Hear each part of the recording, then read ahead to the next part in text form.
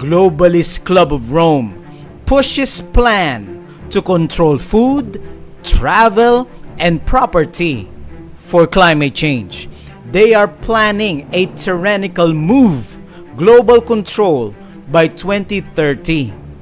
Article 2030, I own nothing, have no privacy, and life has never been better. But this is something deeper and prophetic. Kindly like and share this important prophecy update. LiveSiteNews.com says, Globalist Club of Rome pushes plan to control food, travel, and property for climate change. A new task force backed by the United Nations, European Environment Agency, Hot or Cool Institute, and the Club of Rome seeks radical limits on meat consumption, cars, and ownership. The Club of Rome and the Hot or Cool Institute launched the Materials and Consumption Task Force that will give policy recommendation that, if implemented, would restrict your ability to decide how you travel, what you eat, and how you live your life, all in the name of sustainability and the global economic system. Launched on May 23, 2025, the task force will begin producing guidelines that will serve as a critical resource for policymakers, businesses, and civil society, providing an in-depth analysis of materials and consumption and offering practical solutions for a more resource-secure future, according to the Club of Rome press release. The task force recognized that materials and consumptions lie at the heart of many interconnected crises, from the escalating demand for critical minerals to the impact of supply chains on climate change and social inequalities. Addressing these issues is essential to building a sustainable and resilient future. Dear friends, do you trust them? Do you trust this plan? 2025 to 2030 global control. Combining these lengthy reports, we see that the goal of them is to micromanage nearly every aspect of our lives by restricting what we are allowed to consume, all under the guise of saving the planet. All three reports says that society needs to move toward a circular economy in which you own nothing and rent everything. Collapse liberal democracy and replace it with global technocracy. This is a coup. They're saying we can control with rules. We don't need currency anymore. It's like an inverted prison. You are supposedly free to roam about, but everything you want to access is behind lock and key.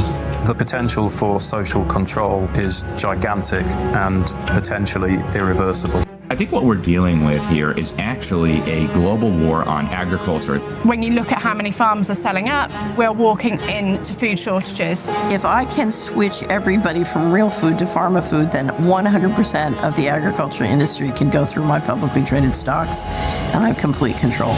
Dear friends, would you trust their coming control and system? LiveSiteNews.com is the Trump admin building a digital control grid that could lead to a super surveillance state. Policies under Trump have advanced biometric ID, digital currency, AI oversight, and surveillance tech, laying the groundwork for the centralized digital control. A digital control grid is an electronic network of digital telecommunication and information systems that allows individuals to be surveilled, tracked, and made subject to invasive controls applied to their financial transactions and resource use, such as electricity, food, water, transportation, compromising, if not ending, all human rights and liberties. This is the biggest public relations scam in the history of the world. But it's far more than that. It's a blueprint. It is the action plan. All life on Earth is going to be radically changed. Everything will be monitored. The environmental consequences of every human action. The general population cannot fathom the psychopathy of the vision that they're facing. Once the digital ID is in place, it's game over for humanity. So, dear friends, you have a globalist club of Rome and you have the WEF. Would restrict your ability to decide how you travel, what you eat, and how you live your life. And then you have Trump's building a super surveillance state. Dearest friends, the image of the beast for global control and persecution is here. Satan will accomplish his end game. A world without the law of God, the Ten Commandments of God, through the papal Antichrist who is really pulling the strings. He will persecute people that will still abide with the Ten Commandments of God. And Revelation 13 verse 15 will come into fruition. The majority will not able to discern what is reality, for they have not fortified their minds with the Word of God.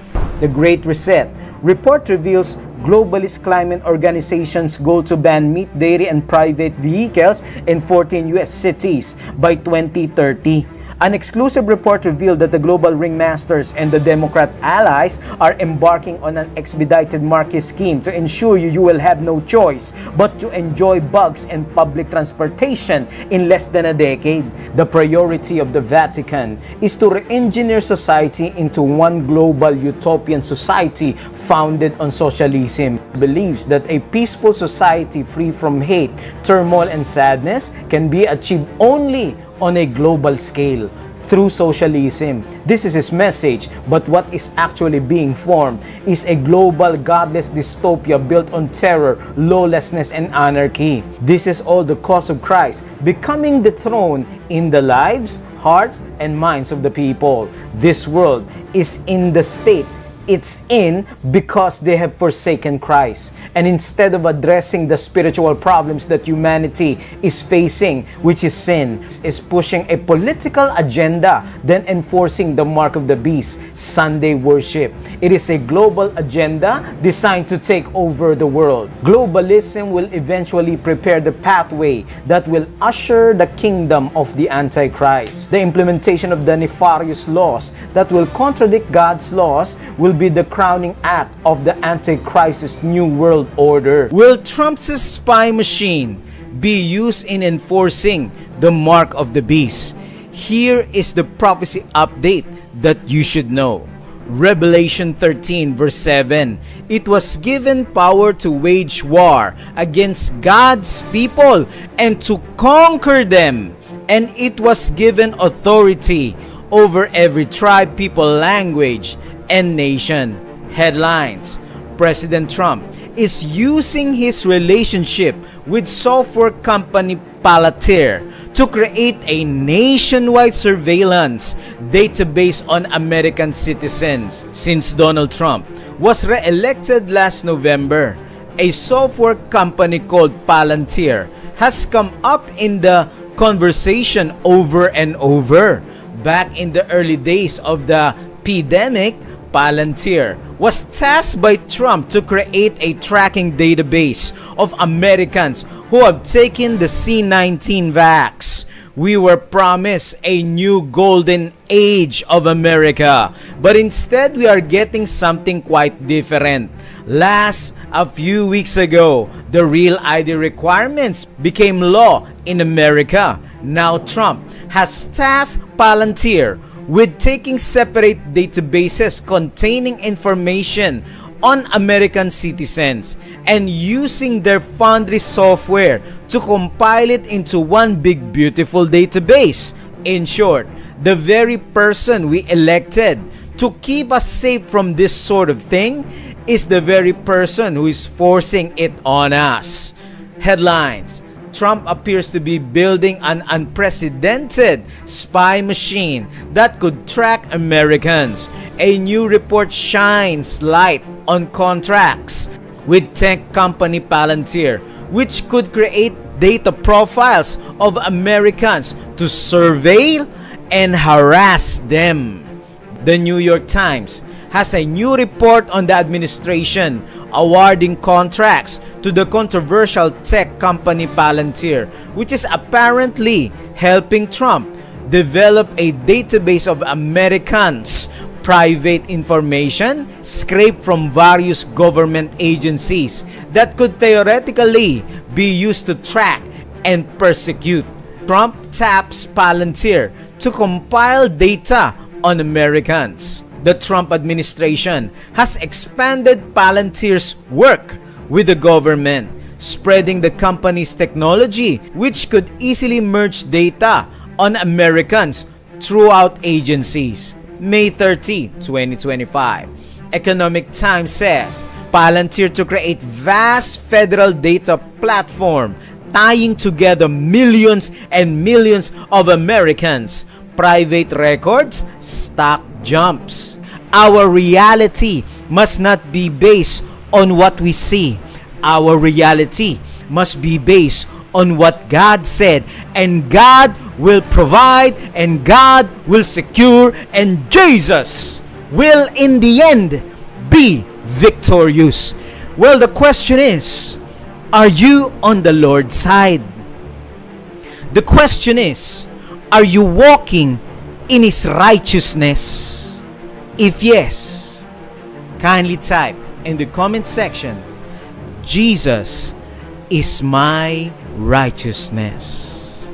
Kindly share, dear friends, this important prophecy update to all. Sharing the Word of God is key. Sharing is caring for others. God bless your ministry.